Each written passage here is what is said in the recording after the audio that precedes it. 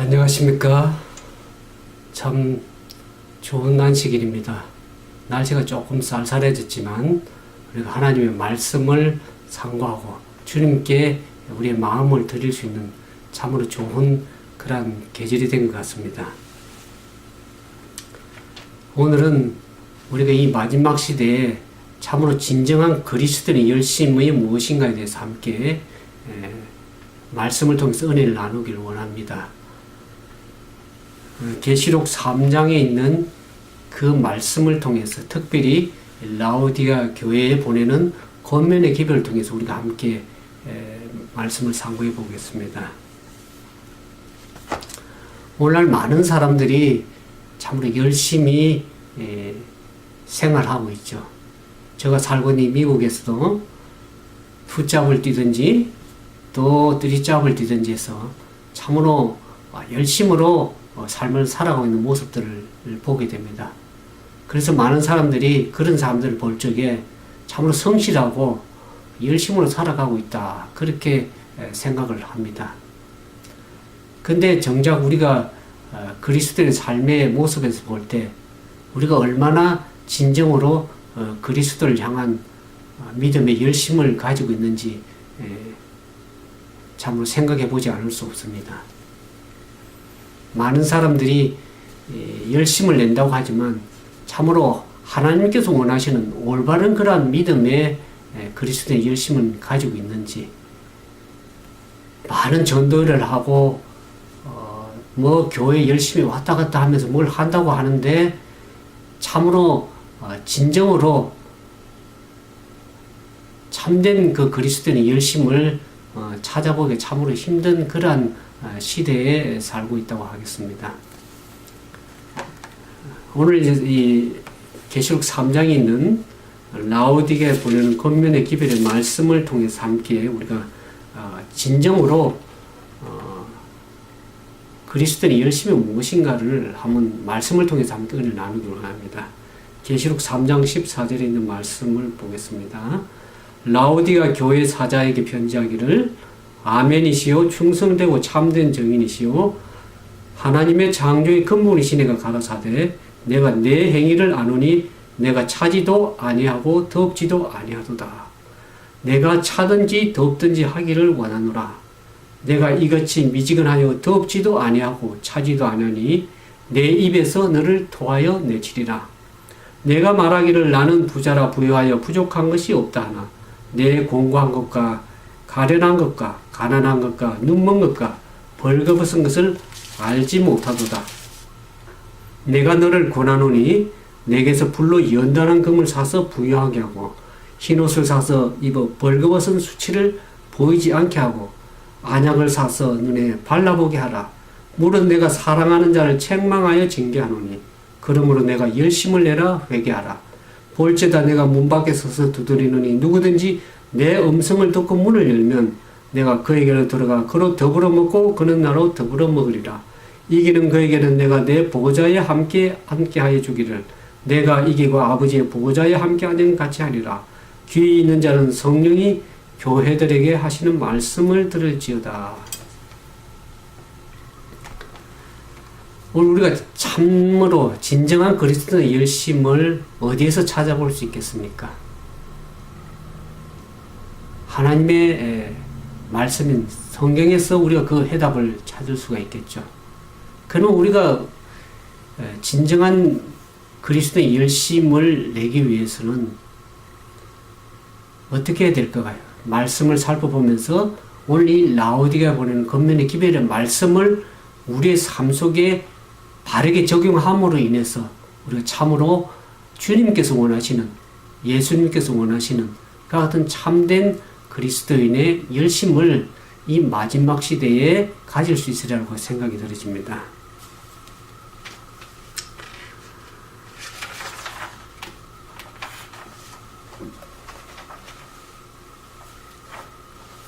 이 계시록 3장에 나오는 이 라오디가 교회 상태는 어떻습니까?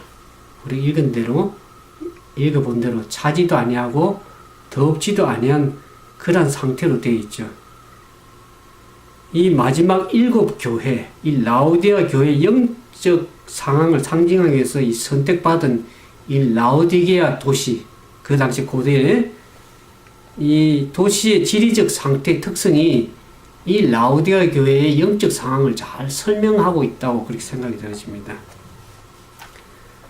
특히 계시록이 기록될 당시에 이 라오디게아 도시는 이 도시로부터 한 10km 정도 떨어진 히에라볼리라는 곳에서 강물질이 융해된 매우 뜨거운 온천물이 이렇게 흐르고 있었습니다. 그래서 히에라 이 볼리 온천물로부터 이렇게 10km 떨어진 라오디게아 이 도시로 물이 흘러오면서 그 물이 점점 식어졌죠. 그래서 라오디게아 도시에서 그 물을 마시려고 할 때는 물이 뜨거운 물이 아니라 어떤가? 어떤 미지근한 그런 상태입니다. 그래서 그 어떤 미지근한 상태에는 목욕을 하기는 참 좋은 상태지만 그 물을 마시기에는 너무나 역겨운 거죠. 특별히 강물질이 융해되어 있는 그 물이라 뜨거울 때는 마실 수가 있겠지만 미지근한 상태에서는 너무나 역겨워서 메스꺼워서 토해낼 수밖에 없는 그러한 상태라는 것을 알게 됩니다. 오늘 하나님께서 영적으로 어떤 미지근한 그 상태를 결코 주님께서는 원하지 않으시는 거죠. 그래서 결국에 그런 상태에서는 물을 마실 수 없는 것처럼 토해내칠 수밖에 없는 그런 상황이 되는 것이죠. 오늘 많은 사람들이 이 교회에서 열심을 내라 그와 같은 말씀을 많이 설교도 하고 많이 듣기도 합니다. 근데 정작 그리스도인들이 참된 열심을 찾아보기가 힘든 것은 왜 어떤 이유입니까? 여기 말씀처럼 열심을 내라 그 다음에 어떤 말씀이 있죠? 회개하라 그런 뜻입니다. 회개하라. 우리가 진정으로 열심을 내면서 무엇을 열심을 내야 될지를 사람들이 잘 모르는 것이죠. 이 마지막 시대에 우리가 진정한 열심이 무엇인가? 교회가 외적으로 규모가 커지고 많은 프로그램을 하고 열심을 내지만 그런 외적으로 어떤 뭔가를 열심을 내는 것보다 주님께서 원하시는 것은 내적으로 우리의 영적 상태가 무엇인지를 먼저 보기를 원하시는 것이죠. 그래서 이 내적으로 열심을 내라 그 말은 뭡니까? 결국 열심을 내서 회개하라는 것입니다. 우리의 영적 상태가 지금 어떤 상태인지 열심인 상태인지 아니면 어떤 미지근한 상태인지 그 영적인 상태를 분명하게 신앙의 중심을 바라보라는 것이죠. 여기 사정교 561페이지에 이와 같은 말씀이 있어서 말씀을 좀 봉독해 드립니다. 우리가 예수께 더욱 가까이 가면 갈수록 그분의 품성의 순결을 더욱 분명히 알면 알수록 우리는 더욱더 죄의 극악함을 알게 되고 자신들을 높일 마음이 더욱더 적어질 것이다. 하나님을 향한 계속적인 영혼의 발돋움, 계속적이며 열렬한 죄에 대한 마음을 찢는 회개와 그분 앞에 마음을 겸비하게 하는 일이 있을 것이다. 우리의 그리스도인적 경험에 있어서 진보의 매 발걸음마다 우리의 회개는 깊어질 것이다. 우리가 예수님을 처음 믿고 그 처음 사랑을 가지고 나올 때 그때 회개하고 나온 그 회개만 아니라 우리가 매 주님을 믿음으로 따라가면서 전진해 나갈 매 순간마다 우리는 겸손히 우리 영적 상태를 점검하고 회개하면서 더욱더 주님 앞에 가까이 나아가야 되리라고 그렇게 생각이 들어집니다. 오늘 저는 이 교회 정원 4번에 있는 말씀을 통해서 이 라오디게아 교회의 상태를 살펴보고 우리가 이 마지막 시대에 어떠한 사람들이 되어야 될지 함께 생각해 보도록 하겠습니다. 라오디게아 교회에 보내는 기별은 어떤 사람들에게 주는 말씀이냐 그러면 현대 진리를 믿고 따른다고 공언하는 하나님의 남은 백성들이라고 하는 그 사람들에게 주어진 기별이라는 것을 말하고 있습니다. 근데 그들의 대다수가 이름만 가지고 있고 열심은 없는 그야말로 뜨뜻미지근한 그러한 믿음의 공헌자들이라는 것이죠.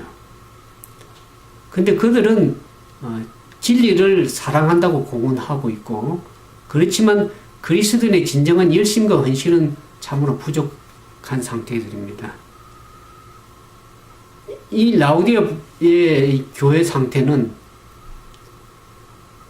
어떤 불신자가 되는 그런 상태는 아니지만, 그렇다고 해서 기꺼이 자아에 대해서 죽고 그들의 믿음의 원칙을 철저하게 바른 원칙에서 따르고자 그렇게 하지도 않는 그와 같은 믿음을 가진 사람들입니다. 그래서 이 라우디아 교인들의 유일한 소망은 뭡니까? 유일한 소망은 하나님 앞에 자신들이 지금 어떤 영적 상태에 서 있는지를 분명히 바라보는 것이죠. 그래서 그 영적 질병을, 어떤 자신의 영적 질병을 가지고 있는지를, 그 성격을 분명하게 아는 것이 이 라우디가 보내는 겉면의 기별의 말씀이고, 주님께서 원하시는 그 말씀이라는 것을 여러분들이 이해할 필요가 있습니다. 근데 그들은 오늘 말씀해 보는 것처럼 차지도 않고 덥지도 아니하죠. 그래서 그들은 중립을 지키고 있으면서도 아무것도 부족하지도 않다고 그렇게 자부하는 것이죠. 여기서 중립을 지킨다 이 말은 뭔 말입니까?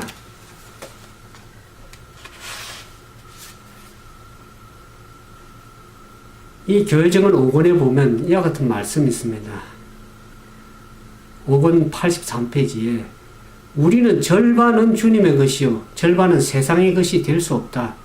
우리가 완전히 하나님의 백성이 되지 않으면 그분의 백성이 아니다. 이 산상보음 93페이지, 94페이지 말씀도 이와 같은 말씀이 있습니다. 어떤 사람도 중립적 위치에 설 수 없다. 하나님도 사랑하지 않고 의의 원수도 섬기지 않는 중간계층은 없다. 자신을 하나님께 온전히 바치지 않는 자는 다른 세력의 지배를 받고 완전히 상이한 성격에 제한을 하는 다른 음성을 듣게 된다. 반만인 봉사를 하게 될 때 인간의 대리자는 흑암의 군대 훌륭한 동맹자로서 원수의 편에 설 수밖에 없다 그랬습니다. 우리가 하나님께 온전히 서지 않은 반만 드리는 봉사, 그야말로 중립에서 서는, 하나님도 완전히 섬기지 않고 그걸 사단을 완전히 섬기지 않는 중간적 위치는 없습니다. 근데 이 라우디아 상태는 하나님의 편이 아니라 하나님께 전적으로 마음을 들이지 않는 그 상태는 온전히 하나님의 편이 아니고 다른 세력의 지배를 받고 있는 그와 같은 상태라는 것을 말씀을 하고 있는 것입니다.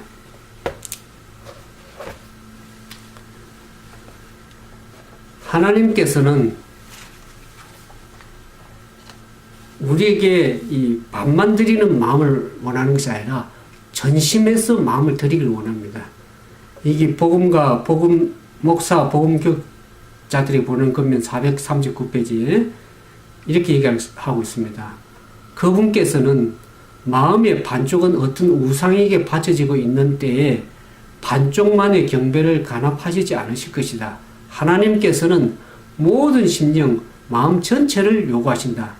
그대가 마음을 하나님께로부터 돌려서 다른 어떤 대상에게 집중시키는 것은 용납이 되지 않는다. 하나님께서는 전적인 전심을 다하는 그런 열심 있는 그런 사람들 주님께서 원하시는 것이죠.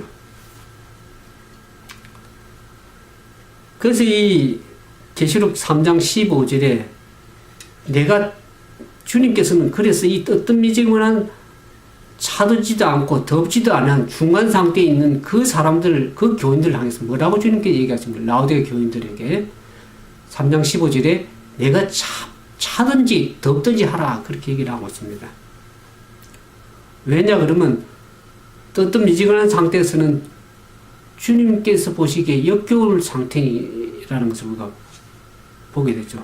근데 이 뜨뜻미지근한 상태 교인들은 그들은 무관심하는 것도 아니고 또 이기적으로 완고한 것은 아니지만은 그들은 그 사업의 유익을 자신의 것을 여기지 않고 온 마음을 다해서 하나님의 사업에 전적으로 종사하지 않는 그러한 상태, 그것을 뜨뜻미지근한 상태라는 것을 말씀을 하고 있습니다.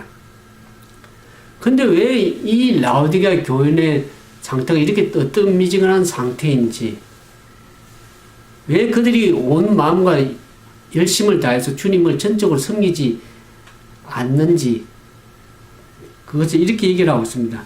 그들의 마음 심령 속에 하나님의 은혜의 내적인 역사가 결핍되어 있기 때문에 그렇다고 말씀을 하고 있습니다. 그렇게 해서 하나님의 은혜의 역사가 내적으로 없음에도 불구하고 저들은 어떻게 얘기를 하고 있습니까?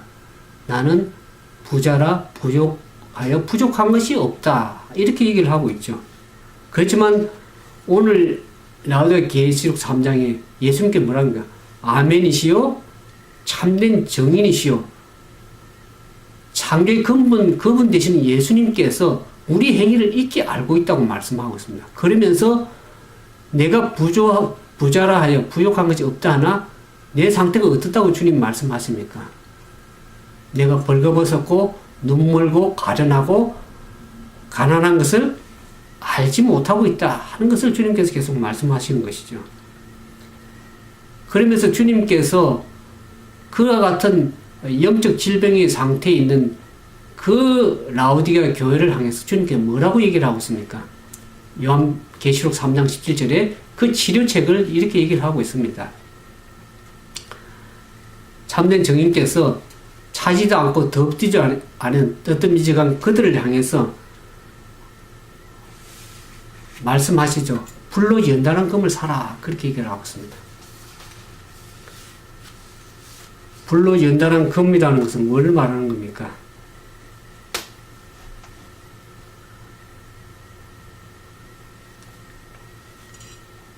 믿음과 사랑을 얘기를 하죠. 불로 연단된 금. 믿음과 사랑은 뭡니까? 예수 그리스도의 품성을 얘기를 하고 있습니다. 우리가 세상에서 아무리 부유하다 할지라도 우리의 모든 부유를 가지고는 이 뜨뜻미지근한 영적인 상태의 이 질병을 고칠 수가 없습니다. 그 부로 가지고는 라오디게아 교회 결함을 고칠 수도 없을 뿐만 아니라 이와 같이 비참한 형편에 있는, 영적으로 비참한 형편에 있는 그 질병을 고칠 수 없는 것이라고 할 수 있죠. 그럼에도 불구하고 그들은 어떻습니까? 내가 영적으로 괜찮다. 그 생각하면서 어떻습니까? 부요하여 부족한 것이 전혀 없다. 이렇게 얘기를 스스로 자기 기만에 빠져 있는 상태죠. 왜 그렇습니까? 그들이 하나님의 영이 그들의 마음을 밝혀주고 있지 않기 때문에 그들은 그들 자신의 상태가 얼마나 비참하며 그들이 얼마나 죄 가운데 있음을 깨닫지 못하고 전혀 일단 치료의 도움을 필요로 하지 않다고 느끼고 있는 것이죠. 하나님의 영의 은혜 없이 산다는 것은 참으로 비참한 일입니다. 그러나 이 라오디게아 교회 사람들은 어떻습니까? 영성과 그리스도가 결핍되어 있으면서도 오늘날 이렇게 말씀을 주고 있을 때 그들은 어떻습니까? 아, 우리는 괜찮아. 그거는 다른 사람이 들어야 될 말씀이야. 이렇게 생각하면서 그들에게 전혀 그와 같은 영적인 도움이나 그와 같은 동정이 필요 없다고 그렇게 생각을 하면서 자기 자신을 정당화하려는 것은 참으로 참 비참한 일이라고 할 수 있겠습니다. 오늘 참된 정인 되시는 예수님께서 우리에게 불로 연단한 금을 사라고 말씀하십니다. 이 불로 연단한 금인 믿음과 사랑은 우리의 심령을 부유하게 만듭니다. 왜 이와 같이 불로 연단한 금을 사라고 하실까?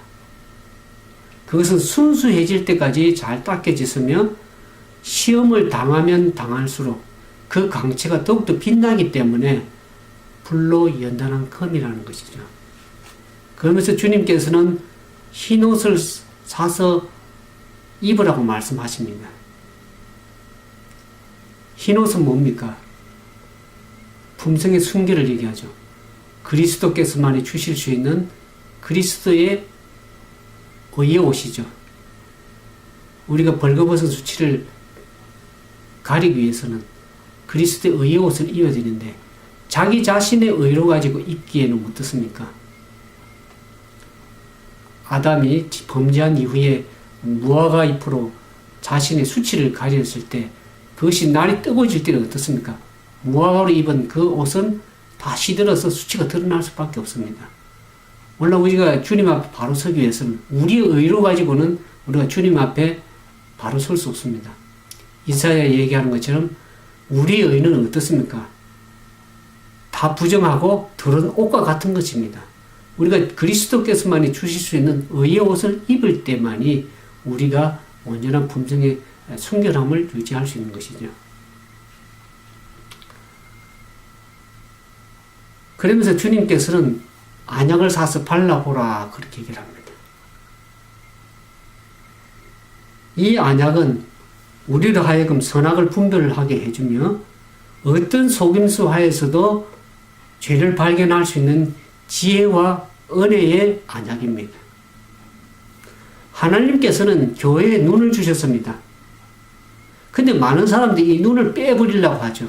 주님께서는 교회가 바른 영적 분별을 가지고 죄를 바라보고 바른 믿음에 바른 것을 볼 수 있도록 눈을 주셔서 그 눈이 흐려져 가지고 자신의 제된 영적 상태를 알지 못하기 때문에 안약을 사서 발라보러 가는데 많은 사람들은 교회에 하나님께 주신 눈을 뽑아버리려고 합니다. 왜 그렇습니까? 그 눈을 가지고 있는 상태에서 바른 것을 바라볼 때 어떻습니까? 자기 행위가 밝게 드러나는 것을 책망받기를 원치 않기 때문에 그 눈을 뽑아버리려고 그렇게 하는 시도하는 사람들이 많은 것을 보게 됩니다. 그래서 주님께서는 이 신령한 안약을 발라보라는데 이 안약은 이해력을 밝혀줄 것입니다. 오늘 주님께서는 모든 지혜와 은혜의 보관자십니다. 참된 증인께서는 우리에게 이 안약을 사서 사라고 말씀하시는 거죠.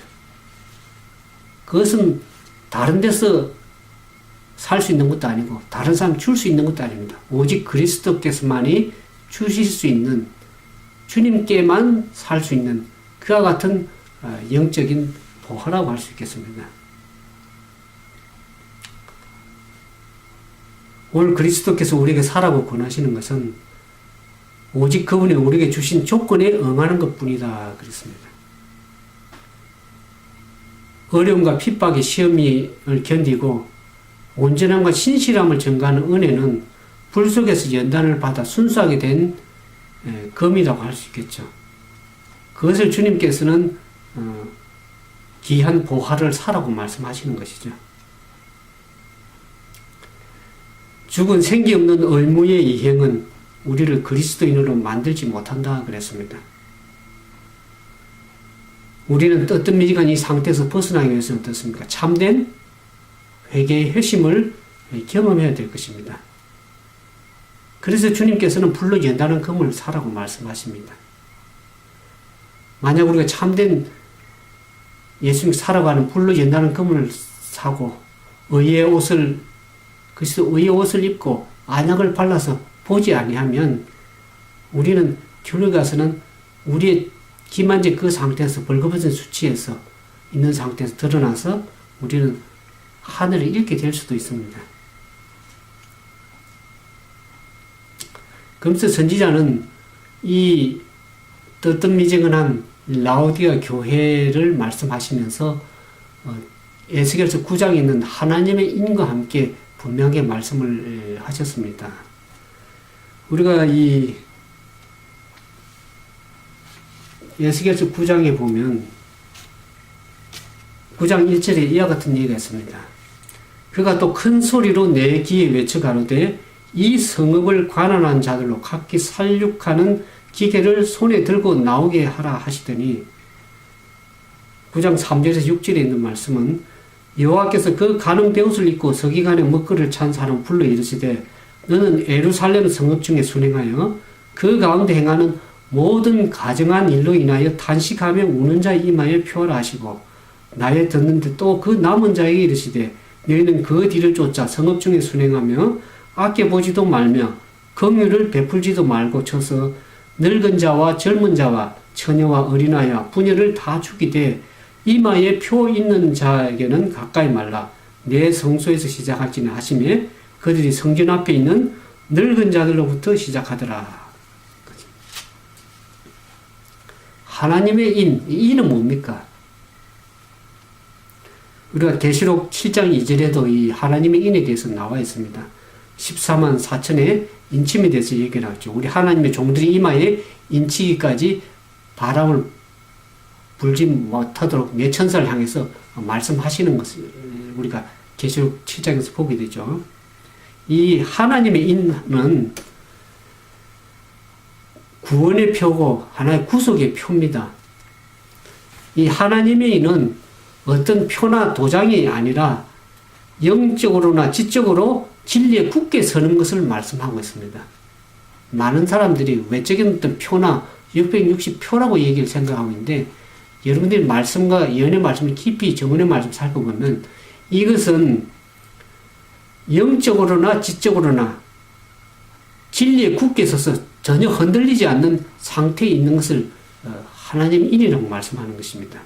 그래서 그들은 이렇게 굳게 서 있기 때문에 흔들릴 수가 없는 겁니다. 정언의 말씀 보면 하나님의 백성들에게 이마에 인을 받고 흔들림을 위해서 준비되자마자 곧 흔들림이 올 것이다. 그렇게 얘기를 하고 있습니다.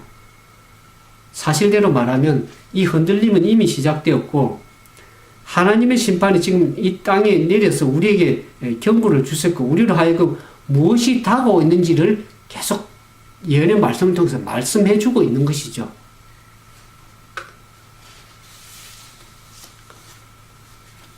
위기는 신속하게 다가오고 있다. 걱정하는 수치들은 하나님의 심판이 내릴 시간이 임박했음을 알려준다.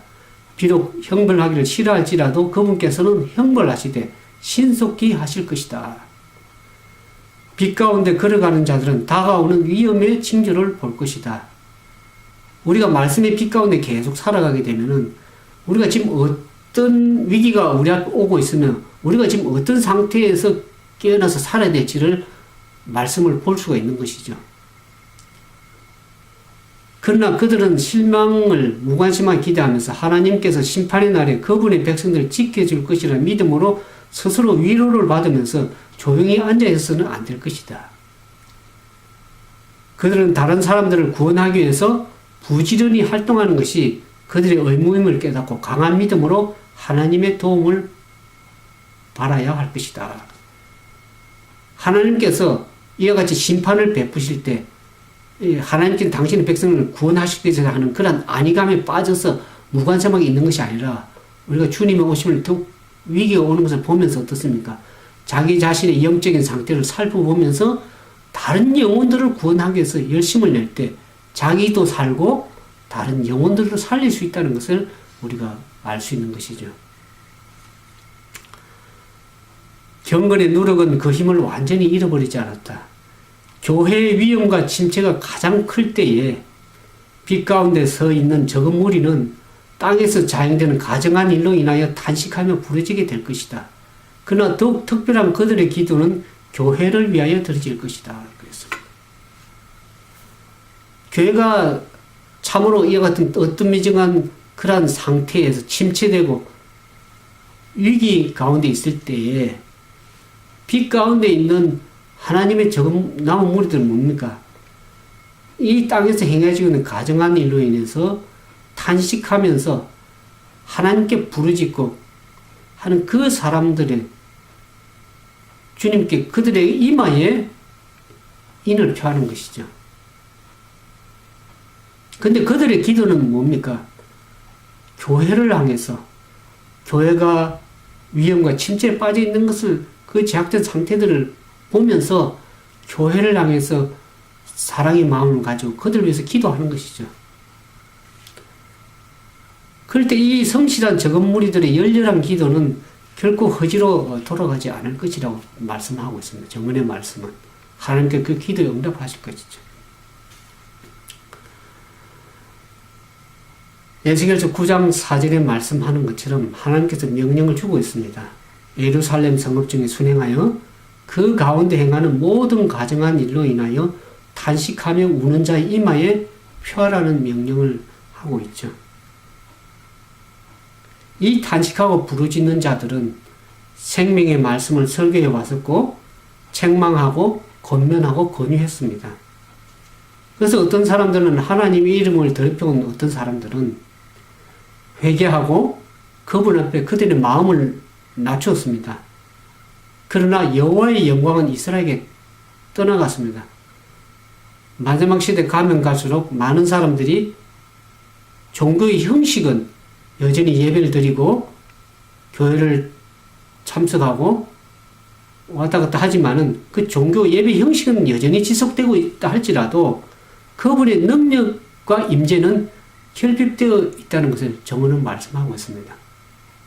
주님께서 뭐라 합니까? 내가 문 밖에 서서 두드리노니 그랬습니다.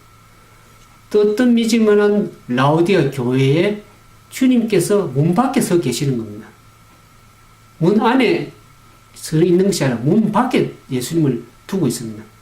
그들의 영적 상태는 어떻습니까? 결핍되어 있고 그리스도가 없는 상태, 결핍되어 있는 상태임에도 불구하고 그들은 여전히 종교적인 예배를 드리고 행사를 하는 것이죠.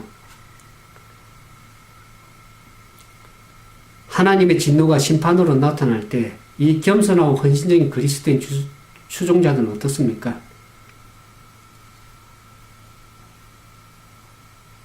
마음을 겸비하게 하고 통곡과 울음과 책망과 경고로 표현되는 그들의 심령의 고뇌에 의해서 세상 사람들과 구별이 될 것이 뿐만 아니라 도처에서 행해지고 있는 악과 도시의 백면 큰 악을 많은 사람들은 그렇게 행하고 있지만 이들은 어떻습니까? 하나님의 영광을 위한 열심을 가지고 있고 영혼에 대한 사랑을 가지고 있는 이들은 어떻습니까? 다른 사람들 호감을 사기 위해서 침묵하지 않을 것이다. 이와 같은 울면서 탄식하는 자들은 어떤 마음의 상태를 가지고 있냐면 그들은 하나님의 영광을 위한 열심을 가지고 있는 사람들입니다. 또 영혼에 대한 사랑을 가지고 있는 그들입니다. 그들의 마음은 심령은 어떤 상태에 있냐 그러면 부정한 일들과 불의한 자들에 대한 대화 때문에 날마다 상했다 그랬습니다. 근데 그들이 이 거센 악의 물결에 막을 힘이 없고 그러므로 슬픔과 우려로 충만해져 있는데 그들은 바로 빛을 받은 자들의 가정에서 신앙이 멸시당하는 것을 탄식한다. 교만과 탐욕과 이기심과 거의 모든 종류의 기만이 교회 안에 있기 때문에 그들은 탄식하고 자신의 영혼을 괴롭힌다 그랬습니다. 그들이 무엇 때문에 이렇게 마음에 괴로움을 가지고 탄식하며 우는지 그 세 가지를 얘기를 했습니다. 여기 보면 부정한 일들과 불의한 자들의 대화 때문에 날마다 마음이 상했습니다. 오늘 진정으로 깨어있고 그리스도를 향한 열심을 가지고 영혼을 사랑한 마음으로 교회를 출석하는 사람들은 교회 상태를 보면서 어떻습니까? 마음이 괴로운 거죠. 부정한 일들과 불의한 자들의 대화 때문에 그들의 말 때문에 날마다 마음이 상해 있는 것을 얘기를 하고 있습니다.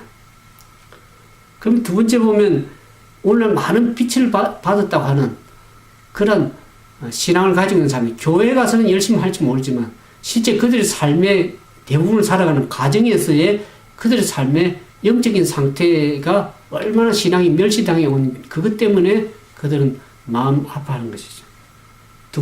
세 번째는 보면 교회 안에서 참으로 교만과 탐욕과 이기심과 거의 모든 종류의 기만이 교회 안에서 행해지고 있는 것을 보면서 탄식하며 우는 것이죠.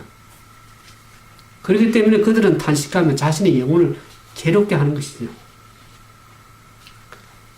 이 마지막 시대에 이와 같이 책망하시는 하나님의 영은 발 아래 짓밟히고 사단의 종들은 승리를 거둔다. 하나님께서 모욕을 당하시고 진리는 효력을 나타내지 못하게 되는 것이죠. 근데 참 안타까운 사실은 자신의 이 영적 세태, 자신의 이 영적인 상태, 세태에 대해서 슬퍼하지 아니하고 다른 사람들의 죄를 인해서 탄식하지 않는 그 부류의 사람들은 하나님의 인을 받지 못하게 될 것이다. 정언은 말씀하고 있습니다. 그래서 주님께서는 그분의 사자들에게 손에 살려가는 기계를 든 자들에게 이렇게 명령하시죠. 에스겔서 9장 5절 6절에 너희는 그 뒤를 쫓아 성읍 중에 순행하며 아껴보지도 말며 긍휼을 베풀지도 말고 늙은 자와 젊은 자와 처녀와 어린아이의 분유를 다 죽이되 이마에 표 있는 자에게는 가까이 하지 말라. 내 성소에서 시작할지는 하시매 그들이 성전 앞에 있는 늙은 자들로부터 시작하더라. 성전 앞에 있는 늙은 자들로부터 시작하더라. 이 말은 뭡니까? 하나님의 심판은 하나님의 남은 백성이라는 교회의 여호와의 성소가 하나님의 진노에 제일 먼저 타격을 받게 되리라는 것을 말씀을 하고 있는 것입니다.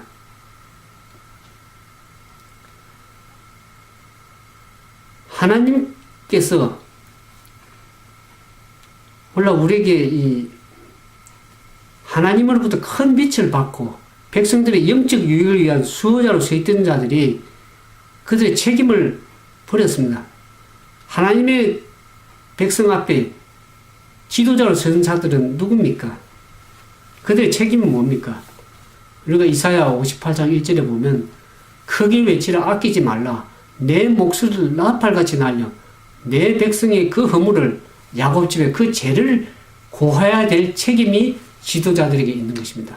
그것이 목사고 장로고 하나님의 교회에서 말씀을 수호하고 그들을 바르게 인도해야 될 지도자들의 책임이 분명히 있음에도 불구하고 그들은 어떻게 합니까? 그 책임을 져버리고 주님께서는 음성을 나팔같이 높여서 하나님의 백성들의 그 허물을 고하고 야곱집 죄를 알려주라고 말씀하면서 불구하고 어떻습니까? 저들은 어떻게 얘기를 하고 있죠? 평안하다, 안전하다는 그러한 말을 하고 있는 모습들을 보게 됩니다. 이것을 정언의 말씀 뭐라고 그러냐면 짖지 않을 벙어리 개라고 얘기를 하고 있습니다. 이들이 바로 하나님의 이 계시록 9장 5절의 말씀 살려가는 기계를 가지고 멸하려고 하는 그 하나님의 보복을 당할 자들임을 정언의 말씀은 얘기를 하고 있습니다.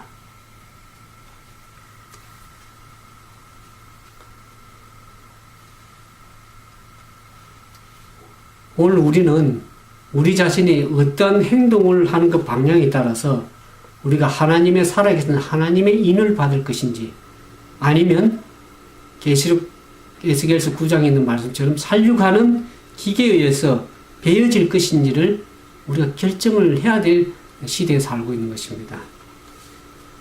하나님의 진노가 몇 방울씩 이미 땅에 내려졌다. 그러나 마지막 7 재앙이 그분의 분노의 잔에 섞인 것 없이 부어질 때는 우리가 회개하여 피난처를 찾기는 너무도 늦다는 것을 말하고 있습니다. 그때는 속지 않은 피가 제 얼룩을 씻어버리지 못할 것입니다. 오늘 우리가 하나님 앞에 진정으로 우리 영적 상태를 살펴보고 주님 앞에 어떠한 믿음의 삶을 살며 어떠한 사람들이 되어야 될지를 결정하고 그와 같이 진정으로 회개하며 살아가야 될 때가 이 마지막 시대에 우리에게 은혜의 시간이 주어져 있을 때 그렇게 해야 된다는 것을 분명히 알 필요가 있습니다. 다니엘서 12장 1절에 그때 내 민족을 호위하는 대군 미가엘이 일어날 것이요 더 환란이 있으리니 이는 개국 이르러 그때까지 없던 환란이며 그때 내 백성 중 무릇 책에 기록된 모든 자가 구원을 얻을 것이라고 하죠. 이와 같이 다니엘서 12장 1절에 말하는 이 환란의 때가 올 때에는 모든 사람들의 운명이 결정된 상태죠. 더 이상 은혜의 시기는 없고 회개하지 않는 자들을 위한 자비도 없다는 것을 여러분들이 이해할 필요가 있습니다.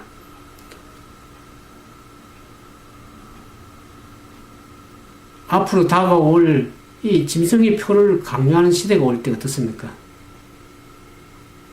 용의 군대에 의해서 집결된 세상의 건설을 더불어서 우리가 이 짐승의 표를 강요할 때 하나님의 진실한 적은 무리들은 어떻습니까? 그것을 방할 힘이 저들 스스로 없기 때문에 하나님만을 전적으로 의지할 수밖에 없습니다. 하나님을 그들의 비난처로 삼을 수밖에 없죠.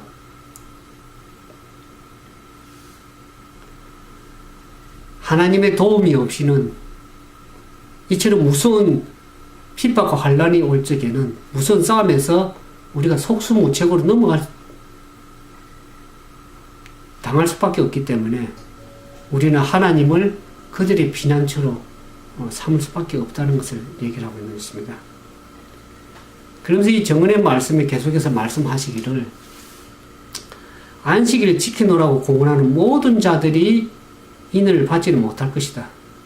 모든 사람들이 하나님의 안식일을 지키고 있다고 해서 모든 사람들이 다 인을 받는 것은 아닌 것입니다. 다른 사람들에게 진리를 가르치는 자들 가운데도 이마에 하나님의 인을 받지 못할 자들이 있다. 왜 그렇습니까? 하나님의 말씀을 가르치고 있고 설교하며 그들이 기도하고 있다고 하지만은 그들이 진리의 빛을 왜 그들이 그럼에도 불구하고 하나님 인을 받지 못할 그런 사람들이 생겨날 수 있는 것은 여기 정언에 말씀하기를 그들은 진리의 빛을 가지고 있고 그들의 주인의 뜻을 깨닫고 우리 신앙의 모든 점을 이해했다. 그러나 그들은 거기에 합당한 행동을 하지 않았다 그랬습니다.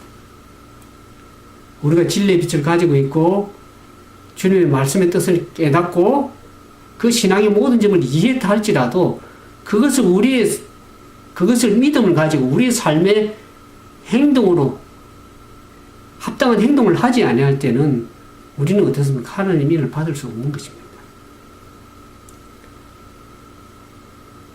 우리가 하나님의 예언의 말씀을 알고 있고 하나님의 지혜 부활을 잘 알고 있다 할지라도 그것을 우리가 믿음으로 반드시 실천할 필요가 있는 것입니다. 특별히 우리는 우리의 가정에서 권속들에게 명해서 그렇게 따라야 될 것입니다. 저와 여러분이 그렇게 하지 못했다 그러면 우리가 진정으로 회개하고 주님의 정언의 말씀과 성경 말씀을 통해서 우리가 다시 한번 회개하고 거듭나서 주님의 말씀을 가지고 믿음으로 따라가는 그 사람들이 참으로 하나님의 인을 받을 수 있는 사람들이라고 할 수 있겠죠.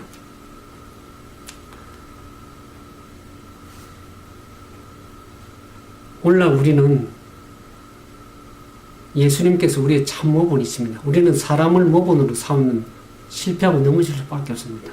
인간은 연약하고 부족한 점이 항상 있습니다. 목회자도 마찬가지고 장로도 마찬가지고 평신도 마찬가지 모두 부족한 사람들입니다. 그래서 우리의 유일한 모본은 누굽니까? 참된 모본은 예수 그리스도이십니다. 오늘 누구나 주님께서 그에게 요구하시는 바를 알고자 하면 우리가 어린아이의 마음을 가지고 겸손하게 주님께 배워야 될 필요가 있습니다. 하나님 앞에 무릎을 꿇고 스스로 하나님의 말씀을 스스로 연구해야 될 것입니다. 어떤 목사가 하나님의 은총 안에 아무리 높이 서 있을지라도 그가 만일 하나님께로부터 받은 빛을 따르기를 더 많이 하고 어린아이처럼 배우는 일을 거부할 것 같으면 그는 흑암과 사단의 기만 속으로 빠져들어가고 다른 사람들을 같은 길로 이끌어갈 것이다. 그렇게 얘기하고 있습니다. 우리가 하나님의 말씀을 증거하는 주의 종이라 할지라도 하나님 앞에 그 받은 빛을 따르길 더 많이 하고 그 말씀의 빛대로 따르지 않고 어린아이처럼 주님께 겸손한 마음을 가지고 배우기를 원치 아니하면 결국에 가서는 우리는 어떻습니까? 흑암과 사단의 기만 속에서 자기 자신도 기만 속에 빠질 뿐만 아니라 다른 영혼들도 기만 가운데 이끌어갈 수밖에 없을 그런 상태를 얘기하고 있는 것이죠. 우리의 품성에 하나의 점이나 흠이 있는 동안에는 우리들 중 아무도 하나님의 인을 받지 못할 것이다. 그러므로 우리는 지금 어떻게 됩니까? 우리의 품성에 결함을 고치고 심령에 전해서 모든 불결을 정결케 하는 일이 우리에게 맡겨져 있다 그랬습니다. 그러면서 여기 중요한 말씀이 있습니다. 그것들이 고쳐지고 정결케 될 때에 오순절 날 제자들에게 이른 비가 내렸던 것처럼 늦은 비가 우리에게 내릴 것이다 그랬습니다. 마지막 때 늦은 비가 큰 예침에 의해서 늦은 비가 부어지기도 하겠지만 여기 정해진 말씀에 보면은 우리의 품성의 결함들을 고치고 심령의 우리의 죄 상태, 불결한 상태, 정결함을 하는 일을 우리가 맡겨져 있는데 그것을 우리의 삶 속에서 품성의 결함을 고치고 그 말씀의 불결한 정결들을 마음이 정결케 될 적에는 주의 성령께서 늦은비 성령의 역사가 하신다는 것을 말씀하고 있죠. 오늘날 많은 사람들이 우리 너무도 쉽게 우리가 이룬 그 작은 성취에 대해서 만족해 하고 있습니다. 그러면서 우리는 부유하고 소유가 넉넉하기 때문에 부족한 것이 없다고 생각하지만은 오늘 참된 정인 되시는 예수님께서 뭐라고 권면하십니까? 너희가 공고한 것과 가련한 것과 가난한 것, 눈먼 것을 알지 못하고 있다고 말씀하고 있습니다. 그래서 주님께서는 사랑하는 그들을 향해 책망하시는 그 말씀은 내게서 불로 연단한 금을 사서 부유하게 하고 흰옷을 사서 입어 벌거벗은 수치를 보이지 않게 하고 안약을 사서 눈에 발라보라고 하는 권면의 말씀을 하실 수밖에 없는 그러한 영적인 상태라는 것을 우리가 분명히 겸손하게 주의 말씀을 받아들여야 될 상태입니다. 우리는 이 땅에서 극렬한 시험을 받아 값진 희생을 치러야 됩니다. 오늘날 많은 그리스도를 믿고 따른다 공언하는 그리스도인들이 극기하는 일이 너무나 적고 그리스도를 위한 고난이 너무 적기 때문에 이 십자가가 거의 잊어버린 바 되어버렸습니다. 오늘 우리가 만약 승리를 거둬서 그리스도와 함께 보좌에 앉기를 원한다면 우리가 그분과 함께 영광을 받기 위해서는 어떻습니까? 그분의 고난에도 동참해야 되겠습니다. 우리 스스로의 십자가를 지고 주님과 함께 동행하는 그 같은 고난의 길도 우리가 사는 이 마지막 시대 고난도 함께 받아야 될 것이라는 것이죠. 우리가 안락한 방종의 길을 택하고 그 길을 두려워하고 있는 한 우리의 믿음은 결코 확고해지지 않을 것이다 그랬습니다. 우리가 예수님의 평안을 깨닫지 못하고 승리감을 통하여 주어지는 기쁨도 알 수 없다 그랬습니다. 우리가 십자가를 지고 이 땅에서 주님과 그 고난을 통과하지 아니하면 우리는 믿음이 견고하고 확고하게 서지 않을 뿐만 아니라 주님께서 주시는 승리감을 통해서 그 기쁨도 알지 못할 것을 알기 때문에 주님께서는 오늘 우리가 어떤 희생을 치르서라도 그걸 사라고 얘기를 하는 것이죠. 어떤 대가를 지불하고 사라는 것이죠. 그래서 흰 옷을 입고 하나님과 어린 양의 보좌 앞에서 가장 고상한 구속을 받은 우리들은 이 승리를 위한 투쟁을 안다 그랬습니다. 이 땅에서 그들이 겪은 그 십자가를 지고 당한 그 고난, 그 고통을 그들은 하나님 앞에 설 적에, 유리바닥에 설 적에 자기 모세와 어린 양의 노래를 부를 때 구속함을 받은 자기의 경험의 노래를 그때 할 수 있는 것이지. 그들은 승리 경험을 알기 때문에 그들은 큰 환난에서 통과해서 나온 그 물이기 때문에 그들은 고난의 노래를, 승리의 노래를 부를 수가 있는 것이죠. 오늘날 우리들은 생기 있고 활동적인 믿음이 필요합니다. 그것을 소유하지 않으면 우리가 시련의 날이 올 적에는 우리가 실패로 드러나게 될 것입니다. 우리의 품성의 두루마리를 빨아서 어린 양의 피로 희게 해야 될 때가 지금이다 그랬습니다. 우리가 교만과 정욕과 영적 나태를 극복해야 할 때는 지금이다. 우리가 눈을 뜨고 품성의 균형을 위하여 결정적인 노력을 해야 될 때가 지금이다 그랬습니다.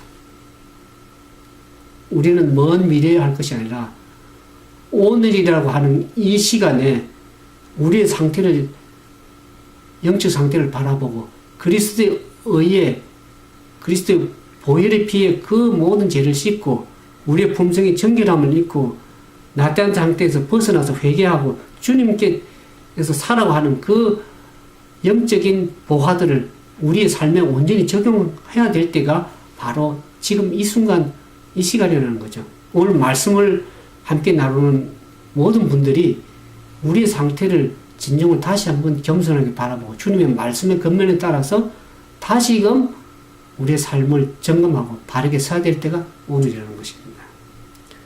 여기 히브리서 3장 7절에 8절에 이와 같은 말씀이 있습니다.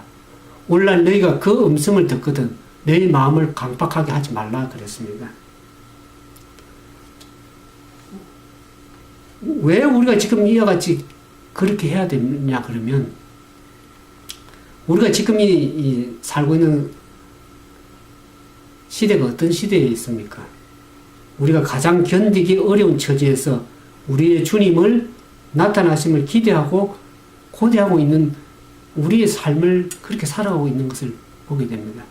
우리가 경제적으로 보나 영적으로 보나 우리 모든 세상 돌아가는 것을 보나 재난을 보더라도 우리가 참으로 이 땅에 살기 적합지 않고 참으로 힘든 모든 시대에 살고 있는 것을 그와 같은 시대에서 주님의 오심을 재림을 기다리고 있고 고대하고 있는 이 삶이기 때문에 우리는 어느 때라도 주님이 오실 수 있기 때문에 우리는 어떻습니까? 오늘은 이 시간에 내일은 우리의 삶이 아닐 수도 있습니다. 개인적인 종말을 구할 수도 있기 때문에 우리는 오늘 이 시간에 우리의 마음을 주님께 드리고 주님의 말씀을 뜻대로 살아가고 겸손히 회개하면서 주님의 뜻대로 살아가는 그들은 반드시 구원을 받을 것이라는 생각을 할 수밖에 없습니다.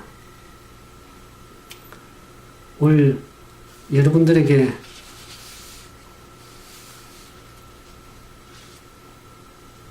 이 많은 이 주님의 오심의 준비의 큰 사업을 우리가 어떻게 할 수 있겠습니까?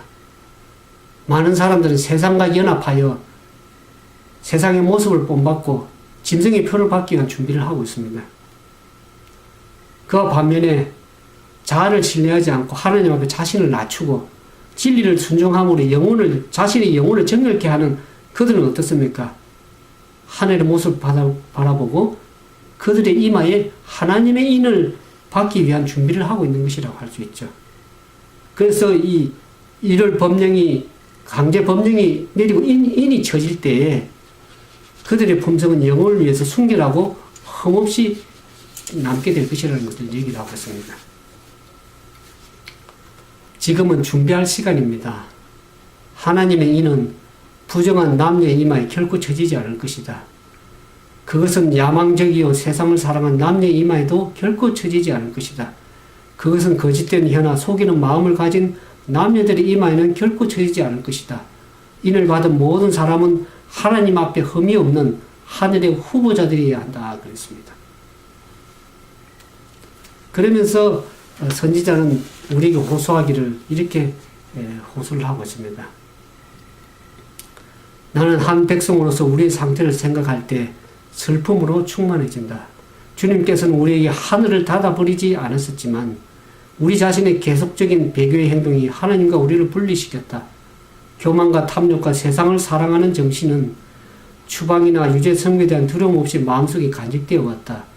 비통하고 참남된 제약들이 우리들 사이에 존재해 왔다. 그럼에도 불구하고 일반적인 견해는 교회가 번영하고 있다는 것과 교회의 모든 영역에는 평안과 영적 번영이 있다는 것이다.